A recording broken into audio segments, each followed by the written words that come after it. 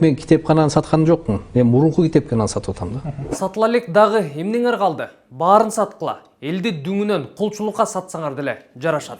Дүңүн сат, комамтода күнүң сат, баарын сатып бүткөзөң о кыргызым, колтуңдун жүнүн саты. Ошол эле калды окшойт сатыла элек. Амансыздарбы? Мен Самат Кашкынов, бул Шапалак каналы. Улуу жазуучу Чыңгыз Айтматовдун кызы Ширин Айтматова акыркы күндөрү иликтөөлөрдү жүргүзүп, интернет аркылуу таратып жүрөт. Акыркысы депутат Канат Исаевдин Токмоктун мэри болуп турганда китепкананы сатып жибергендиги туурасында болду. Мэр Канат Исаев продает здание библиотеки Кенже Караеву уже за 572 116 сомов. Дал ушул баага аянты 550 чарчы метр болгон китепкана сатылып кеткен дейт Ширин Айтматова. Болгондо да ал шаардын борборунда орун алган экен.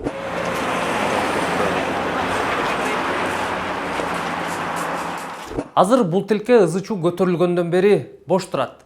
Китепкана сатылып кеткенде тызылдап маселени биринчилерден болуп, ошол эле мэриянын маданият бөлүмүнүн башчысы Сабира Темирбекова көтөрүп чыккан экен. Все боятся, все боятся. Это я одна, вот так вот. С самого начала, в 2009 году, я как взялась за эту библиотеку, как узнала, что будет продавать, подала нашу прокуратуру. 0.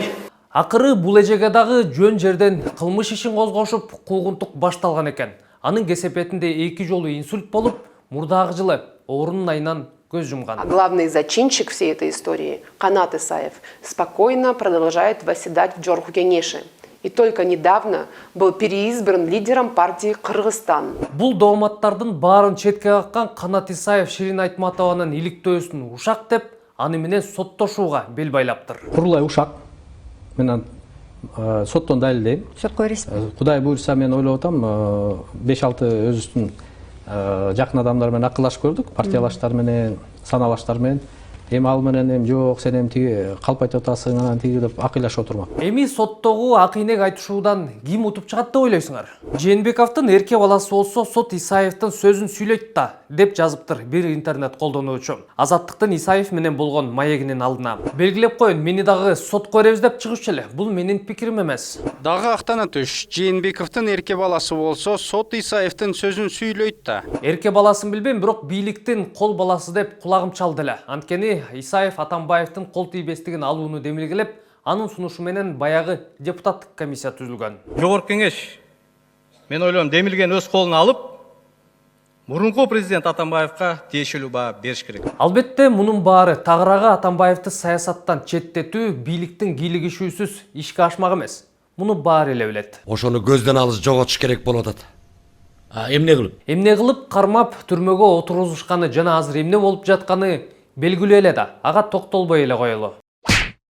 Негизи Канат Исаев 12 жылга кесилген. Токмоктун мэри болуп турганда мамлекеттик мүлктү саткан делип. Бирок Бишкек шаардык соту өткөн жылы ага коюлган коррупция беренесин кызматтык абалын кыянаттык менен пайдаланган деген беренеге өзгөртүп, жаңы кодекстер боюнча мөөнөтү өтүп кеткен деп ишти токтотуп койгон.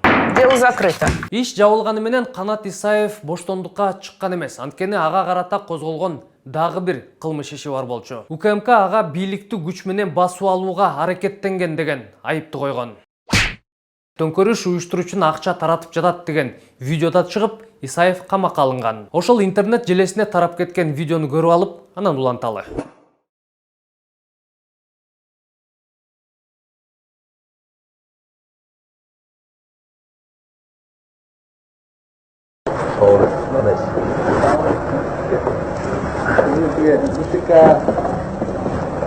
Жолдық тауысқан жерден үстін ағармау олып, біреу өлтір отқан жерден үстін ағармау олып, намет преступление, тяжкого тем более. Ода отқан жерден ағармау отқан месеге олып. Тяжкое преступление. Мыйзамды бұзып қойышпайды? Эми олоңында біз сұрауыздар болды. Ана жерге екінші алап келді. Алап келмеген жоққа шығарысын тейіс болу керек. Онысы білезіне деш болу керек. Тейіс тағы қарап olsun. Екісінен болу керек.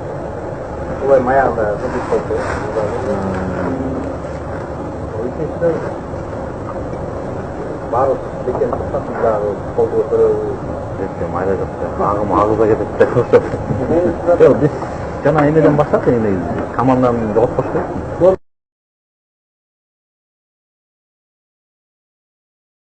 Ой, тегін, қайны? Өткенлік қырайын, істер келіп.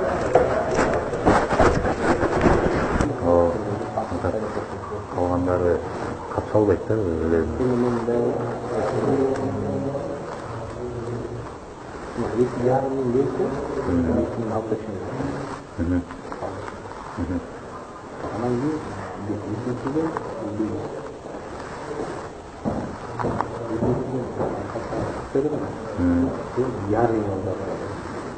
Жана баягы нерселерге белгилүү болдур. Мен аңсыз, мен эң кармап аткан ошо ярый балдар, допустим, вагоне болду кете тургандар менен общение кармап атам. Артында өзүнүн узкий командасы бар, ярый балдарды. Чогуп токтоп койгон да. Калган балдар мен өтө алдым. Калтыры ашачак, мен 2000 деп мен. Ана мына деп кеткен. Куда вы ходите, когда сразу да.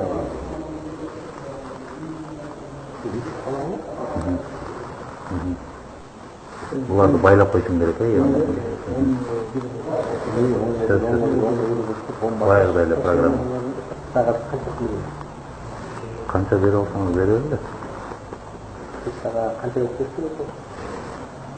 негізі мен ұмытып айтқанда жана 760 теңге анан өзүмдөн общий 3 деп айткан. Қазір мен сана не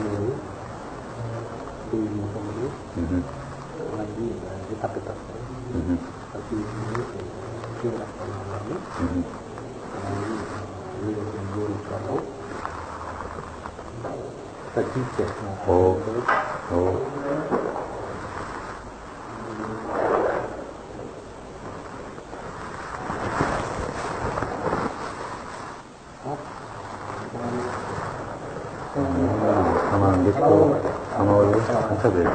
Молын ба, көп.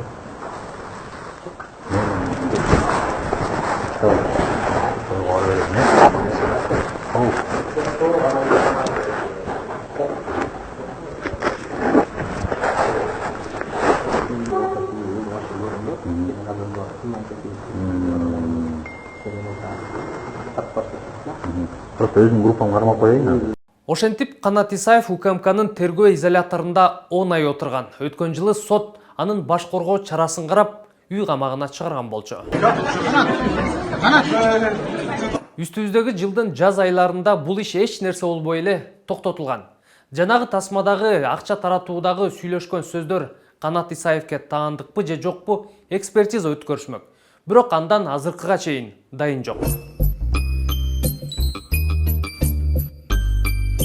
Экспертизанын жыйынтыгы жакынкы 5 жылда чыкпайт. Чыкса дагы Канат Исаев төңкөрүш жөнүндө сүйлөгөн эмес, бул монтаж деп чыкса, таң калбай деле койсок болот. Анткени Атамбаевдин оозун басууга жана аны жок кылууга чоң салым кошту. Ошол үчүн бийлик аны жана анын партиясын келерки шайлоодо парламентке өткөрөт.